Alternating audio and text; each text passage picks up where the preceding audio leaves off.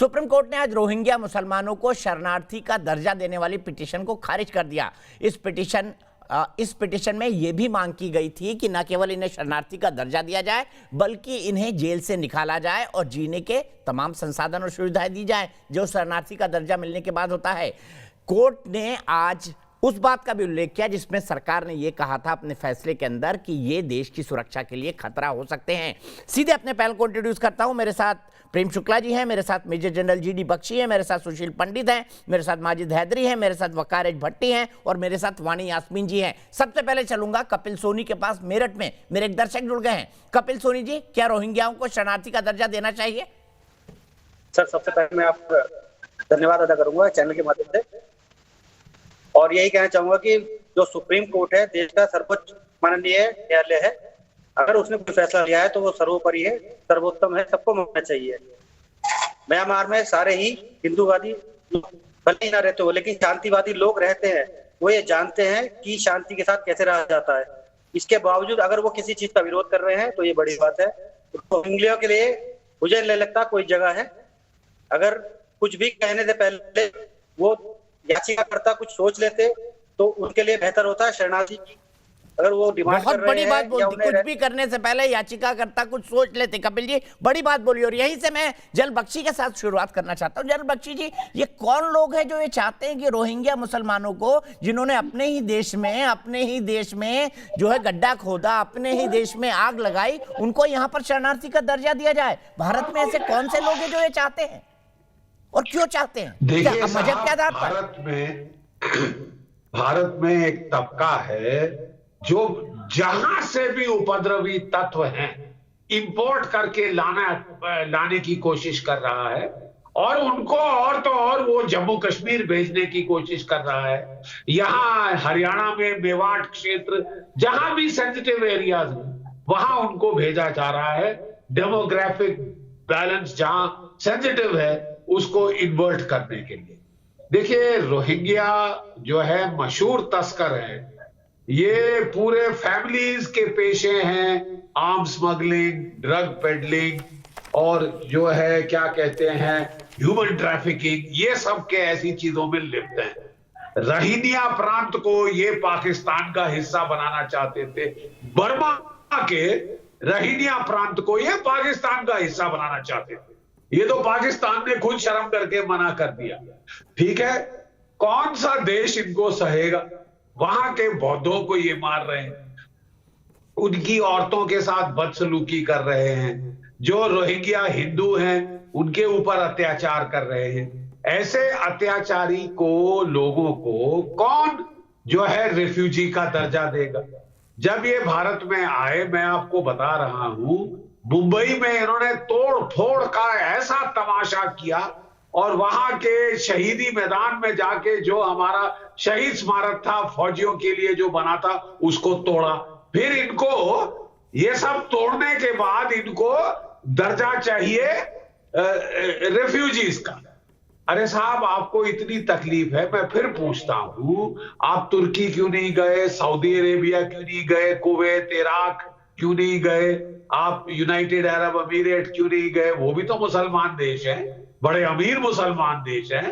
अपना पैसा वो कश्मीर में भेज रहे हैं, दुनिया भर में गफलत और जो है गदर करने के लिए भेज रहे हैं। वो जरा इनका ख्याल रखें ना साहब। नहीं, वहां क्यों नहीं गए? मुझे ये समझ नहीं आया, वहां क्यों नहीं शरण मांगी? मुस्लिम उम्मा को इतना ख्याल है अपने लोगों का, तो भारत के सर पे ही क्यों ये थोपे जाएंगे? This is not understood. ये मिस्ट्री समझ नहीं आई। और वो भी कश्मीर में क्यों थोपे जाएंगे जहां एज इट इज बड़ा सेंसिटिव मामला है ये डेमोग्राफी का। ठीक है, देखिए सीधे जवाब देता हूँ वाणी यास्मीन जी से। वाणी यास्मीन जी, बताइए क्यों चाहते हैं इनको रखा जाए? क्या कंट्रीब्यूशन करेंगे ये लोग देश के लिए? बताइए, जिन लोगों ने अपने देश में ही आग लगा दी वो इस देश के लिए क्या कंट्रीब्यूट कर सकते हैं? एक लॉजिक बता दीजिए। जिन लोगों ने अपने देश में आग लगा दी वो अपने देश क्या कंट्रीब्यूट कर सकते हैं? मैं कुछ दीपक जी बात को टालिए मत, मैं कुछ बोल रही हूँ।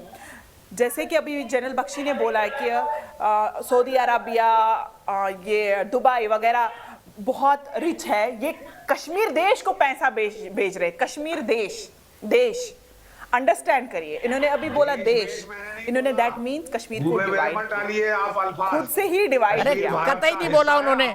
मेरे को मेरी मॉनिटरिंग रूम वाले बोल रहे हैं कश्मीर देश जैसे शब्द का इस्तेमाल कभी नहीं किया जनरल बख्शी ने। क्यों बातों को घुमाती है वाणी जी? क्यों अननेसेसरी का आर्गुमेंट बनाने की कोशिश करती है किसी बात को? आप इन्होंने अभी बोला कश्मीर देश, नहीं बोला, मेरी मॉनिटरिंग वाले ने बता दिया, नहीं बोला उन्होंने। मैं सीधे चलता हूँ सुशील पंडित जी के पास। सुशील पंडित जी, क्या वकार भट्टी, क्या वाणी यास्मीन, क्या माजिद हैदरी कोई भी एक तर्क दे पाए कि रोहिंग्या मुसलमान क्या कंट्रीब्यूट करेंगे जिन्होंने अपने ही देश में आग लगा दी?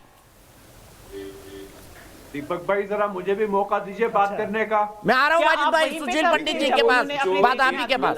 जिहाद है उसका हिस्सा वही थे जब, क्या आपके पास और वही उनका कंट्रीब्यूशन है। आपके पास प्रूफ होगा उन्होंने अपने पूरी देश में दुनिया में जो एक इस्लामी जिहाद की कैफियत है, जिस जिहाद के चलते इराक में सुन्नी शियाओं के गले रेत रहे हैं, जिस जिहाद के चलते यमन के अंदर सऊदी अरेबिया अपनी एयरफोर्स से बमबारी कर रहा है, जिस जिहाद के चलते सीरिया के लोग डूबते उतराते इटली के कोस्ट पे पाए जाते हैं, वो क्या शरण देंगे? वहां तो खुद कत्लो गारत का बाजार गर्म है।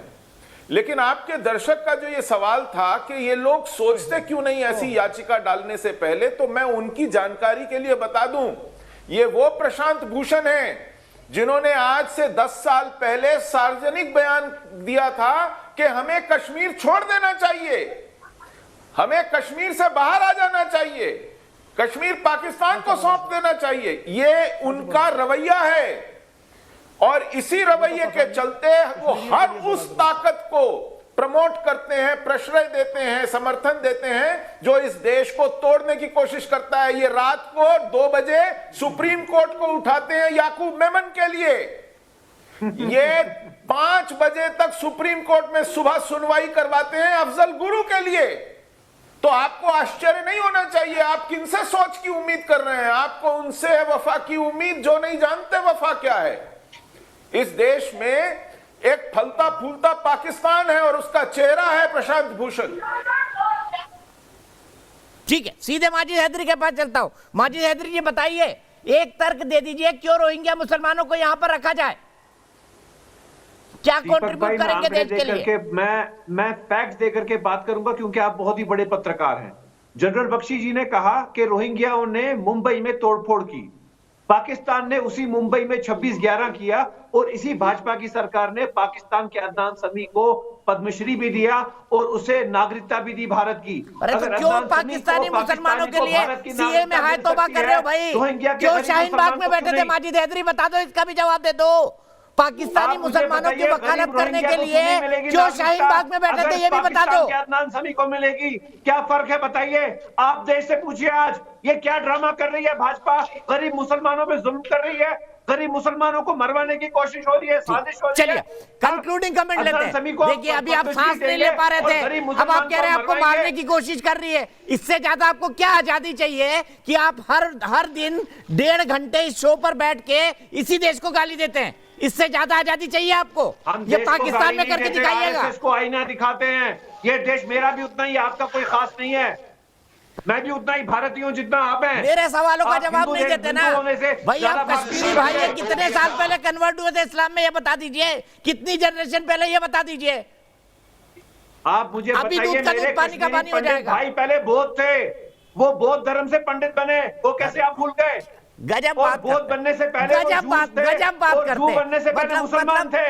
हिस्ट्री का बैंड बजा देते हैं माजिद हैदरी। जनरल बख्शी, मैं आपसे कंक्लूडिंग कमेंट करना चाहूंगा, क्यों हो रहा है ऐसा? एक भी सॉलिड तर्क नहीं है तीनों के पास जो रोहिंग्या मुसलमानों की वकालत कर रहे हैं, लेकिन कह रहे हैं कि बस दे दीजिए, बस दे दीजिए भाई शरणार्थी का दर्जा। देखिए साहब, नागरिकता दे दीजिए। ये माजिद हैदरी ने कोई 10 बार अदान सानवी का नाम ले लिया है।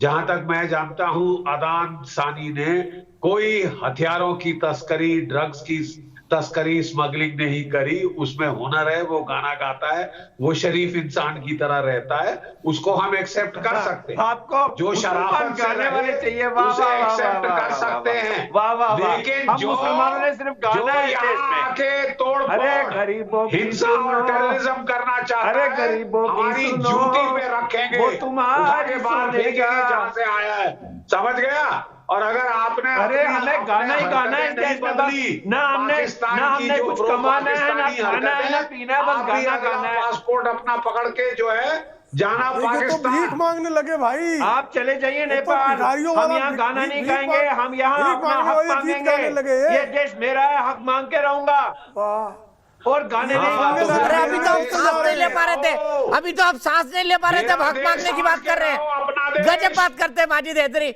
अभी आप सांस नहीं ले पा रहे थे, अभी आप हक मांगने की बात कर रहे हैं। एक बता दीजिए ना, सच क्या है?